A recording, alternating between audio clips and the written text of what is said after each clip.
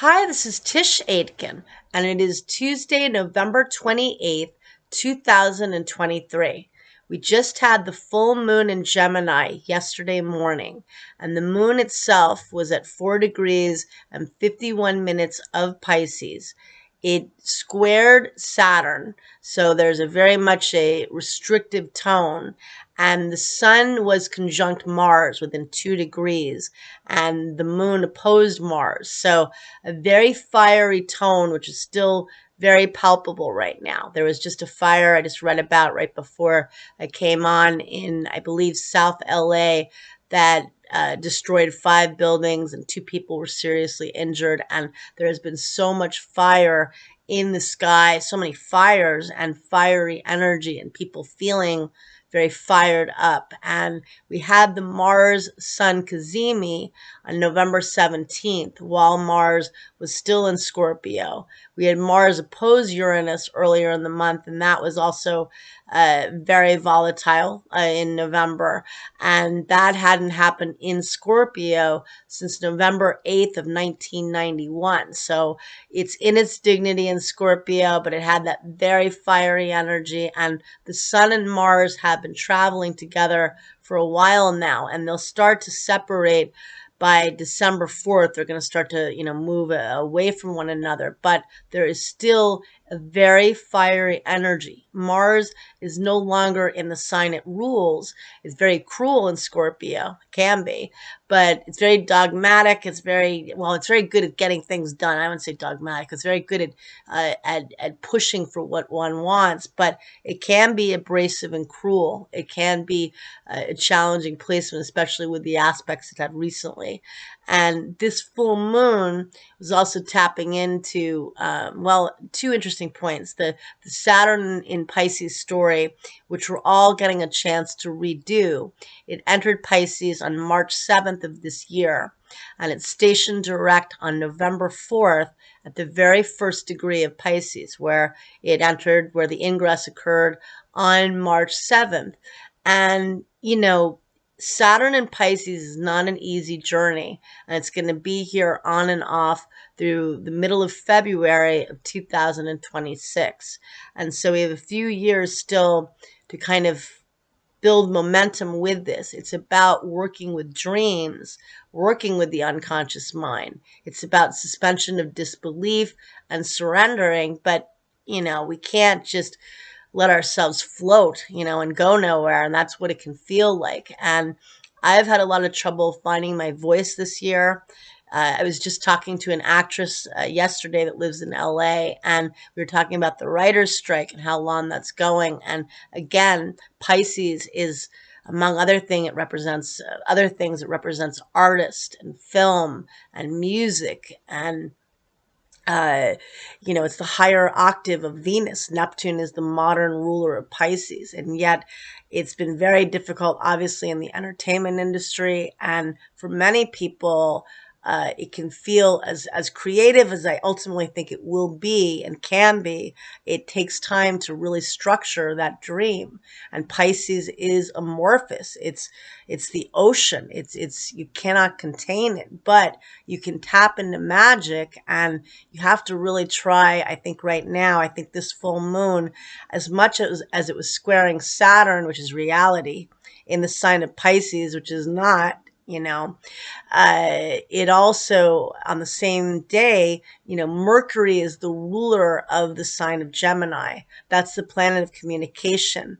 And it made an exact square to Neptune, the planet of dreams and imagination, right after the full moon. And this is a reminder that things may seem very misguided and confusing right now, but to tap into the dream, find ways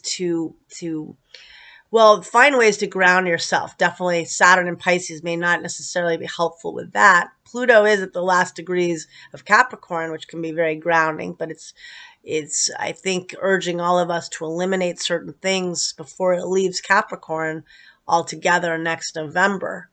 with Saturn in Pisces, it's more reason to find ways to ground, whether it's carrying tiger's eye or whether it's, doing affirmations, or whether it's finding ways to ground yourself with exercises. There are different exercises. I know people have meditations they have to ground themselves, but finding ways for yourself, getting good plants, pardon me.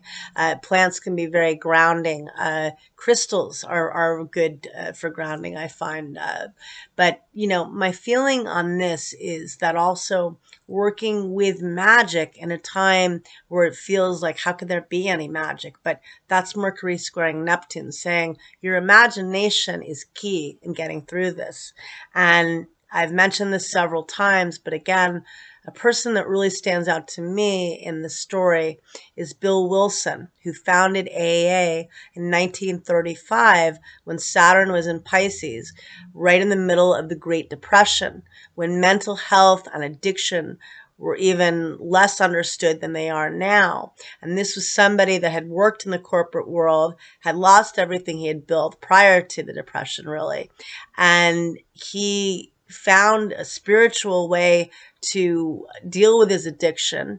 He had an epiphany of sorts, and he really employed very Piscean themes. Saturn and Pisces, no leader at a meeting. They are autonomous. Finding a sense of spirituality, a higher power. There are 12 steps, and Pisces is the 12th sign. And when he was doing this, for a while, he was completely broke. And when AA started to garner some success and people were starting to go to it and it was starting to take off, he had no real employment. And yet somehow through his faith, it got him through a very turbulent time and one of the more difficult times in history, in the Great Depression. And again, was something that was so new, and also again can be so tenuous, because mental health and depression and addiction are always difficult, especially in very critical times like we are now in the world. And with Saturn and Pisces the next few years, this round, we have Neptune at the last degrees of Pisces. Next summer, it's going to get to 29 degrees of Pisces, which is the final degree of the zodiac. That is the fixed star known as Shiat, which is connected with self-undoing, and it can be connected with sorrow, and it is connected with the Titanic, and with the chart of the Titanic. And with that said, what do we do with that? We find ways, again, to work with the dream, to find ways to help others if we ourselves are okay, if we're, doing okay in this difficult time. I'm sure all of us at this point know somebody that's struggling, maybe checking in with that person, or maybe you're overwhelmed and you need to help yourself a bit right now. And that's a way that you'll also be more available to other people. I think it's critical we come together with the Pisces theme so strong, but it is very hard to set boundaries with Saturn and Pisces. And it's a time when there could be a lot of con artists. There could be a lot of people going off on religious fanaticism, conceivably, with this, with Neptune at the last degrees and Saturn here, again, trying to find something to believe in. But you need to instill boundaries. You need to not give up on your dreams and something to believe in, whatever that means for you. And so this week, we're in Sagittarius season. Mars is in Sag, and it's still traveling along with the sun. And I just read about there was a big fire in South LA, and 5 buildings were destroyed. And I read at this juncture, they said a couple people were severely injured. And there have been, unfortunately, it's terrible, and there have been many, many fires lately that I have read about. And it just feels like the Mars story has been so strong. We had the Mars sun cazimi when it was still in Scorpio on November 17th, and they had not met up in Scorpio since November 8th of 1991. So it had been a long time, and Mars made a lot of challenging aspects in the end of October, and in November it opposed Uranus. It's been traveling very closely with the sun. It still is, and now it's no longer in the sign it rules like in Scorpio, but it's in Sagittarius, which is a fire sign, and it's just a few degrees away, and they're traveling closely together through the 4th of December. They're going to start to separate a bit. So again, being very wary of that fiery energy. And there are a lot of points in fire. We've got the sun and Mars. We've got Mercury in Sagittarius just a little while longer. That's all. Those are all mutable fire, so they can really spread easily. We've got Chiron, the wounded healer, and Eris, the goddess of discord, and the north node of karma, all in the cardinal fire sign of Aries, and that's very strong energy as well. And so, use the fire for enthusiasm and to get you through a challenging end of a difficult year. No matter what, some people are doing better than others, but this is a time where Saturn and Pisces, we're dealing with a lot of homelessness, a lot of people wondering where they're going to be in the next couple of months. And so again, finding ways to work with that, to help others, to secure your own, life, but also how can you be there for other people? And what was I going to say? Venus is squaring Pluto over the weekend, and it'll become exact on Sunday. It's traveling in Libra, which is a cardinal air sign. It's a sign it rules and it loves to be in. But that square to Pluto, Venus is going to be near the south node of karma, and Venus and the south node close by, squaring Pluto, the planet of elimination, setting off where Pluto and the nodes of fate clashed in July, the 25th. Was it the 23rd, the 25th, and the 28th, I believe, of July? That time we had 3 exact squares at 29 and 28 degrees. Pluto in the late degrees of Capricorn, and the North Node at the late degrees of Aries. That is intense. That's a change in direction. That's dealing with power struggles. There could be issues with financial turbulence in the next few days this week. This full moon could have definitely uncovered deception and brought things to light. People could feel very enervated and drained by the strong Neptune energy. But this is very good for tapping into your intuition, asking for help from angels, doing some kind of work to protect yourself, however that is for you. A lot of people have their own manifesting techniques. Venus squaring Pluto doesn't have to all be negative. It can be where maybe you're maybe you're eating too many sweets lately. Venus can rule sweets, and you want to eliminate sugar. That would be a nice way of doing it, right? So maybe you're buying too many clothes lately. There have been good sales, so you're eliminating that. But realistically, with Sun and the Mars, they're very convivial and social in Sagittarius, but there can be drama, and we can be leading up to that.